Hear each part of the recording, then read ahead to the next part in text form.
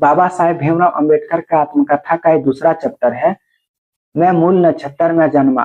तो बाबा साहेब लिखते हैं, बचपन आंखों के सामने आ जाती है जब बीते हुए कल को हम याद करते हैं।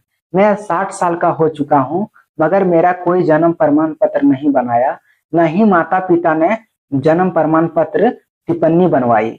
शायद मेरे माता पिता ने इसे श्रेष्ठ नहीं समझा।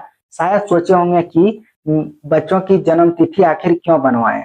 शायद मेरे माता पिता यही सोचे होंगे। मेरे पिता ज्योतिष जानते थे, जो कि मेरे भविष्य के बारे में आशापूर्ण विचार करते थे, और उन्हीं के स्कूल में दी गई जन्म तिथि सही होनी चाहिए। मेरे माता पिता मूल रूप से कंगन के रहने वाले थे, मगर जब हम पैदा हुए थे उस टाइम मध्य भारत के मेहू में रहते थे।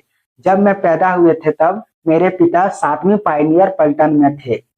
मैं जब पैदा हुआ था तब ज्योतिष ने बताया कि बच्चा अशुभ हुआ है, मूल नक्षत्र में हुआ है, इसी के वजह से इसकी माँ की मृत्यु हो जाएगी।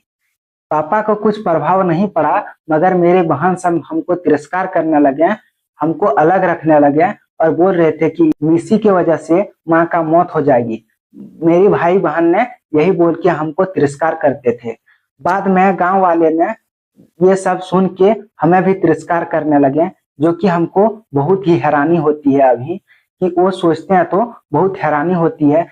12 साल की उम्र तक मैं लंगोट पहनते थे और घर घर जाके लकड़ियां काटते थे, जो कि हमें बहुत शौक था। माँ की मृत्यु के बाद मुझे चाची ने पाला और मैं 6 महीना तक माली का भी काम किया, और मुझे बंदर की तरह पेड़ पर चढ़ना बहुत पसंद था, जो कि मेरे घर के पास में एक कंबल का पेड़ था, उसी पे मैं झुकला लगा के उसी में सो जाता था, और उसके नीचे एक कचरा की ढेर था, हम उतरता नहीं था, डायरेक्ट कचरे की ढेर पे हम कूद जाते थे, जो कि उस समय फ्लैग फहरा था।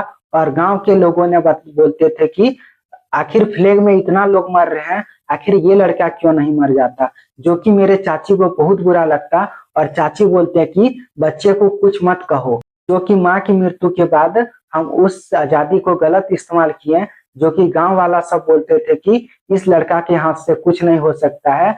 हमें खेद है कि वो सब में कोई आज जीवित नहीं है, ना तो उसकी हम बताते हैं कि उसकी भविष्यवाणी आज झूठी साबित होती। मैं पशुओं का भी चराने का काम किया, शायद मैं चरवा बन जाता।